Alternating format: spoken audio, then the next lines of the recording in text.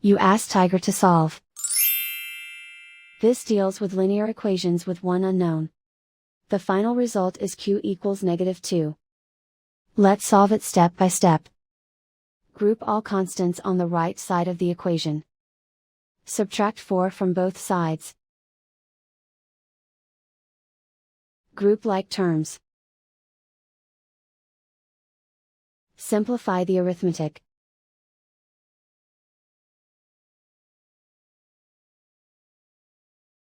Isolate the q.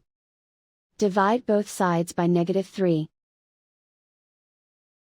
Cancel out the negatives. Simplify the fraction. Move the negative sign from the denominator to the numerator.